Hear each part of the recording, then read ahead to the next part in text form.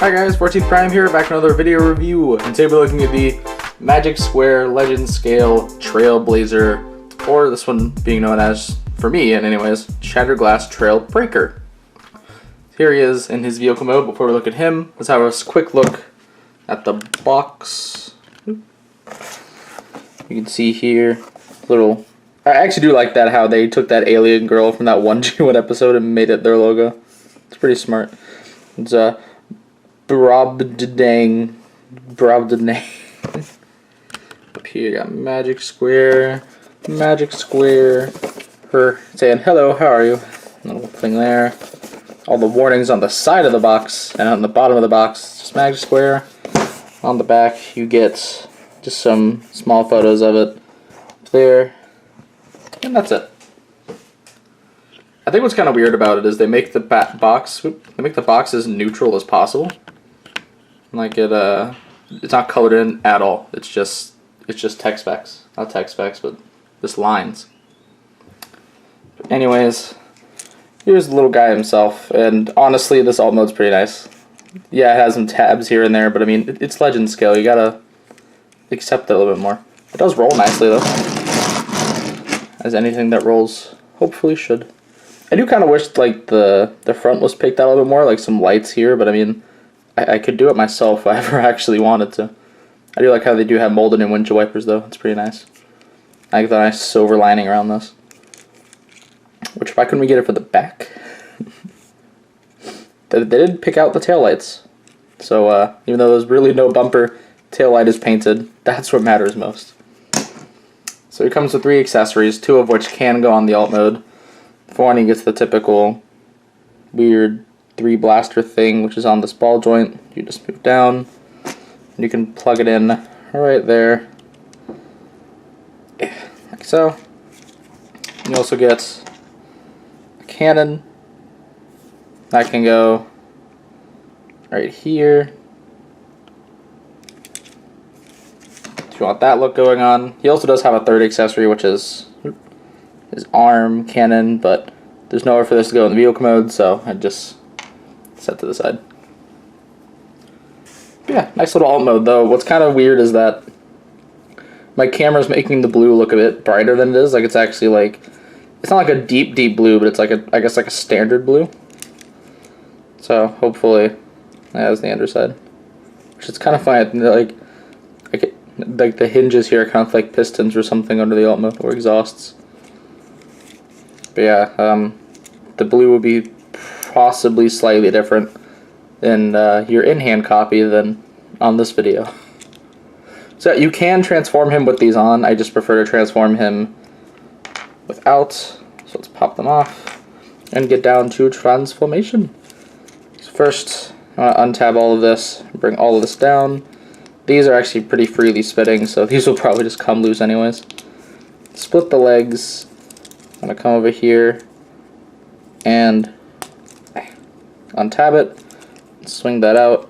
I'll just move this piece out of the way, rotate that around, come under here, this side. It's tabbed in right there, you want to untab it.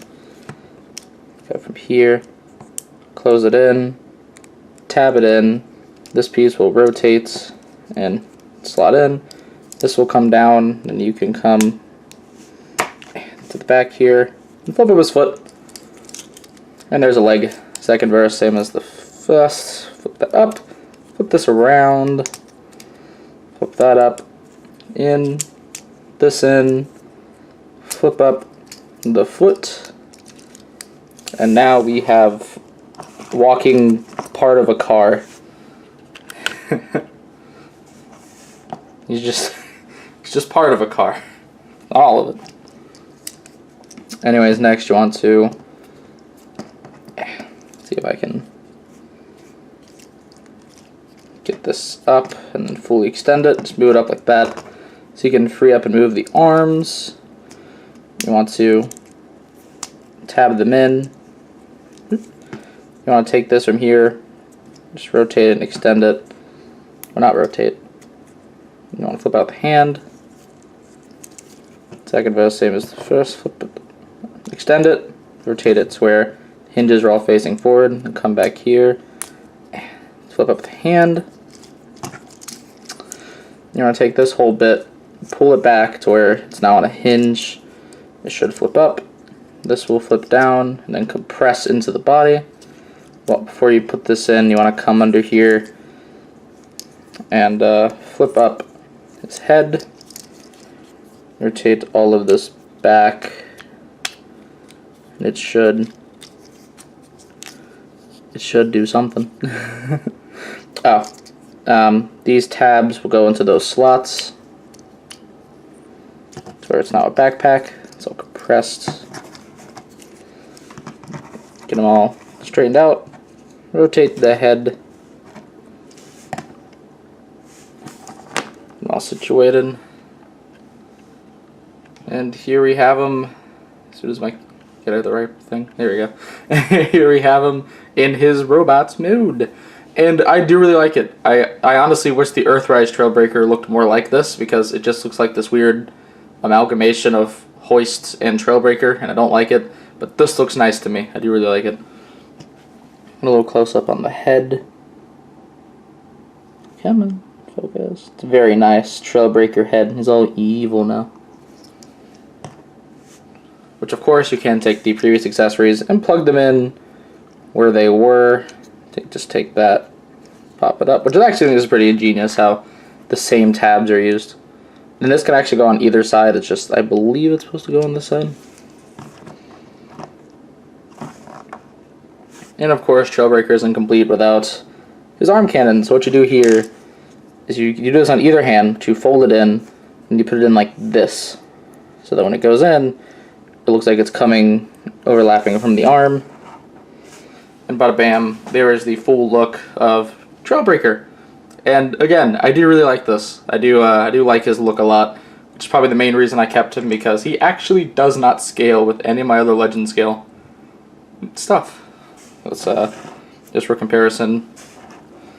Here's the Iron Factory Ironhide, and I assume these two Ironhide, come on, just stand. And I assume these two should be like the same height, but they aren't, as you can tell. He's like half a head taller than Ironhide and a lot thicker than Ironhide. But I enjoy messing with him so much that I just kind of gave it to pass and was like, you know what, it's fine. So for anyone wanting to know, Magic Square does not scale with New Age, which means that Magic Square also doesn't scale with Iron Factory. But it might scale with War in Pocket? Maybe? Yeah, probably not. I don't think so. Out of the way. So articulation on this guy. The weapons are all... This one's on a ball joint, so it can like wiggle. It can move around and go up and down. This weapon's just on a swivel, so it can go up and down. The head can do a full 360, but when you got all this stuff in the way, it gets it hard to do. You can also kind of do a little bit of a looking up, just due to the transformation, but not really too much. The arms only go out that far. They do a full 360, double bend at the elbow, swivel there, nothing at the wrist. The waist does move, and it can't even come undone, and you get a full-on ab crunch, kind of. It counts. Legs can go up that far, back that far. You can do the entirety of the splits.